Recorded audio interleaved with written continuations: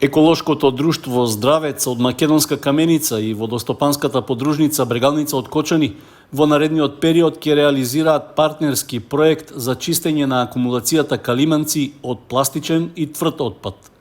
На работен состанок што се одржа во просториите на општина Македонска Каменица, а на кој покрај градоначалникот и неговите колеги од Берово и Пехчево присустваа и представници од граѓанскиот сектор и од стопански субјекти, беше формиран координативен одбор за спроведување на активностите.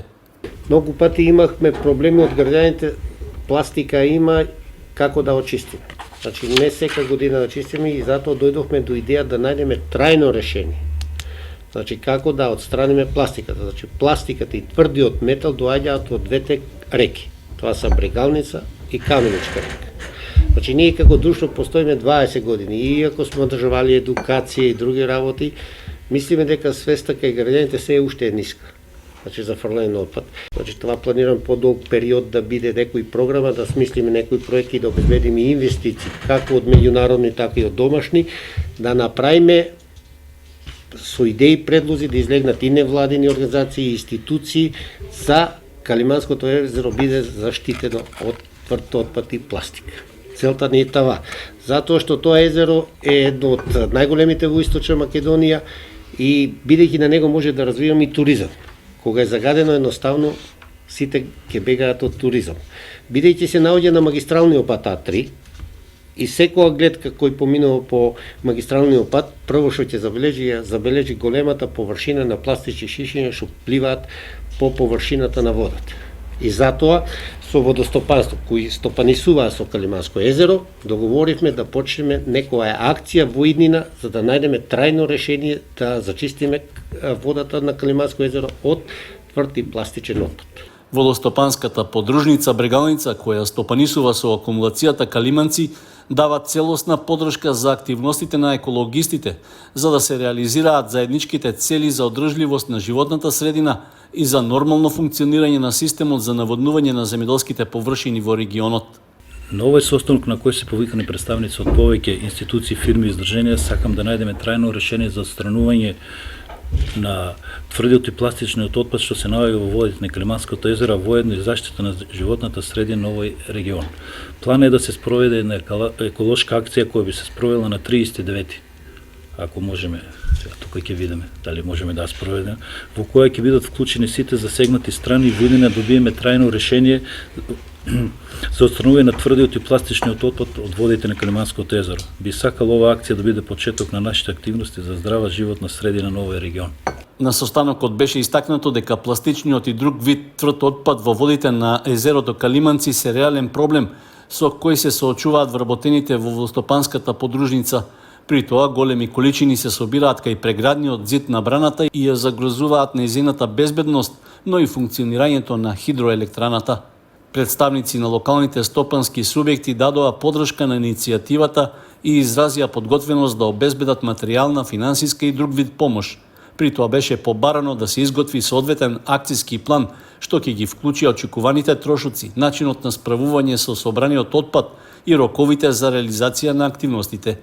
На состанокот на координативниот одбор беше најавено дека во план е наскоро да се организира помасовна акција за собирање на пластичниот отпад од браната Калиманци. Тоа ќе представува промоција на проектот што ќе се реализира на долг рок. Локалната самоуправа на Чешиново Облешево го одбележа празникот на општината и 19 годишнината од формирањето. По тој повод Советот одржа свечена седница на која беа доделени награди и признанија за најуспешните ученици. Со вредносни ваучери беа наградени Антонија Маркова од Основното училиште Климент Охридски од Облешево, Бојана Илиева и Јован Зашев од Основното училиште Страшо Пинџер од Соколарци. Добитниците на наградите се прогласени за ученици на генерацијата за учебната 2022-2023 година. Поради финансиската состојба во која се наоѓа локалната самоуправа, за оваа година не е предвидена прослава за одбележување на 19 годишнината од формирањето на општина Чешиново Облешево.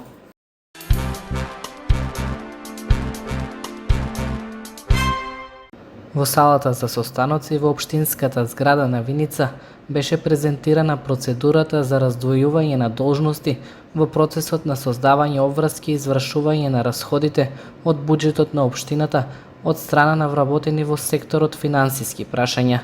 За подготовката на процедурата се формираше тим кој изготви извештај за самооценување на успешноста во управувањето со јавни финансии во општина Виница. Врз основа на извештајот се детектирани предностите и недостатоците на системот за кој е направена временска рамка за спроведување акцијски план на мерки за подобрување. Процедурата е изготвена со поддршка на проектот на USAID.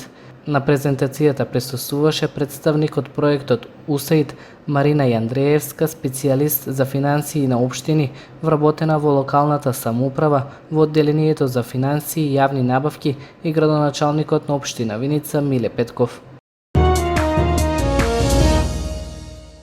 Почна издавањето на картичките за студентите кои поднеле апликација за студентски оброк. На располагање ќе имаат по 140 денари дневно, секој ден од понеделник до сабота, освен на државни празници. Неискористениот дел од средствата на дневно ниво нема да бидат расположливи за следниот ден. Сите студенти кои се стекнале со правото на користење средства потпишаат договор со Шпарка се банка за отворање на посебна сметка поврзана со наменска платежна картичка. За отворањето на сметката, издавањето и одржувањето на картичката, студентите нема да имаат никакви трошоци. Картичката може да се користи за купување на храна од сите продажни места кои се занимаваат со продажба на готова или приготвена храна и прехранбени производи.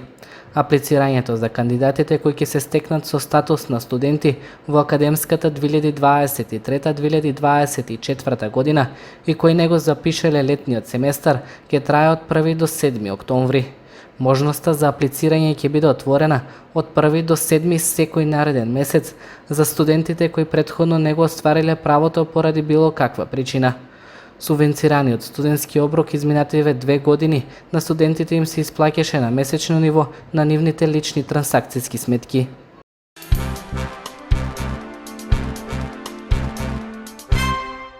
Присуството на поголем број верници во црквите за време на чествувањето на верскиот празник Мала Богородица не било пречка за кратците повторно да се впуштат во ограбување на верските објекти.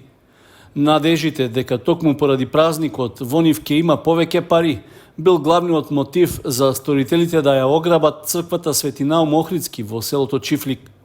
Од црковниот одбор информираа дека случајот е пријавен во полиција.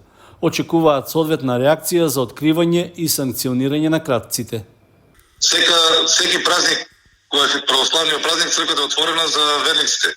Во два наврата црквата е парите што има по икони и по иконостасо се собрани од група на поединци што во два наврата се мислам дека се исти таа група и сакам да апелирам до другите околни цркви во источниот регион да на сите празници кои се црквите отворени да се преземат некои радикални мерки од страна на црковниот одбор и од МВР полиција на Кочани. Обично луѓето знаат каде нас во Чифлик се црквата отворена сека сабота и недела и плюс за празниците кои се верски.